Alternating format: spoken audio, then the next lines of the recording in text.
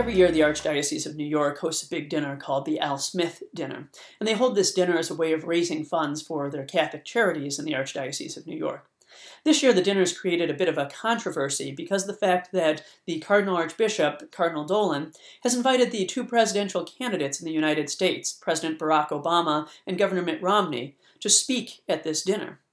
And the controversy mostly lies in the fact that currently the Catholic Church in the United States is in a struggle over religious liberty with the administration currently in office, that of President Barack Obama.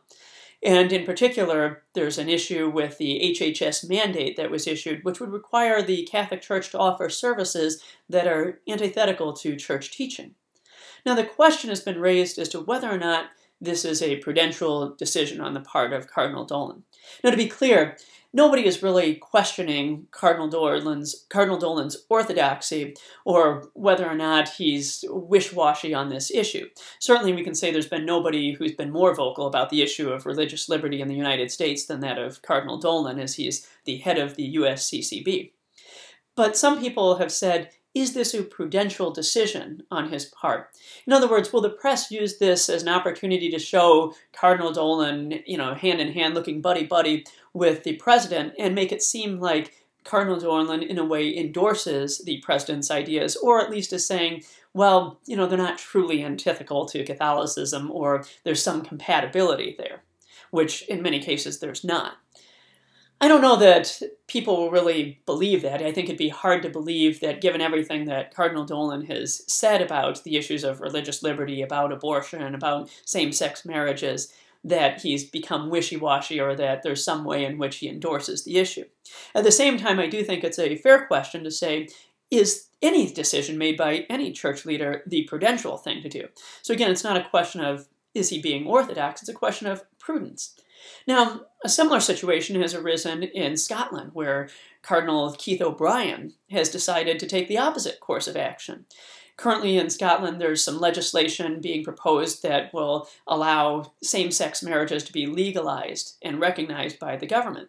And the cardinal has said, I don't want anything to do with this, and I'm afraid if I start having these conversations or continue to have dialogue with various political figures, I'm going to be complicit in this. The reason being, he said, is that the dialogue doesn't ever seem to be a dialogue. It seems to be they come to me and they tell me what it is they're going to do, as opposed to find a way to work with the church and church teachings to come up with some policy that would actually be in accord with what is true and what the church preaches as true. Those types of things are always prudential decisions. In both cases, the two cardinals are looking to do something that they feel is the best way forward in terms of proclaiming the gospel, which of course is the key mission that they have.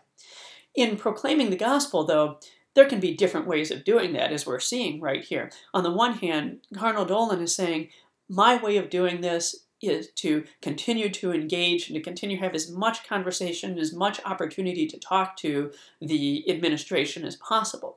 On the other hand, Cardinal O'Brien is saying, my fear is that these dialogues don't seem to be going anywhere, and I don't feel like I'm being listened to. And what's going to happen is people are going to say, well, we talked to the cardinal about this, and the situation came out, and this is what we've decided to do.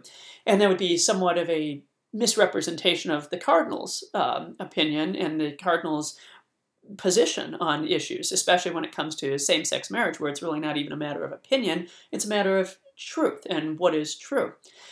But at the heart of both of these situations is one in which we have to ask ourselves, what is the proper way to preach the gospel? And here there's a lot of leeway, and there's a lot of different approaches. And certainly we could say only time will tell us whether Cardinal Dolan's position is better than that of Cardinal O'Brien's, or whether both of these positions happen to be things that work in different circumstances. Right now, we don't know. But there is this sense in which we do have to remind ourselves as Catholics that whatever we do, whichever side you take, whether you prefer an approach that would say we shouldn't engage in these dialogues anymore, or whether you prefer an approach that says we should continue to take every opportunity we can to sit down with political leaders and try to proclaim the gospel, or whether you take some kind of a middle ground approach saying, maybe these things need to happen, but they need to happen behind closed doors where there's not as much media and publicity present. Any of those positions is perfectly fine to take. The important thing that I see is that what we can't do is we can't start to demonize the other side as if they are the enemy, as if they're Satan himself. Rather, what we need to do is we need to say, I recognize that these are people who need to hear the gospel and have the gospel proclaimed to them in such a way that they can hear the gospel and understand that it is true. That they can hear the teachings of the Catholic Church and understand that these aren't just opinions being thrown around, but that what the Catholic Church teaches is true. Until we can find a way to do that, I think any way of entering this dialogue is something that's just a matter of prudence, and it's something that is up to each bishop and ultimately up to each Catholic to find out, how can I proclaim the gospel in a way that other people will hear it as the good news and as truth.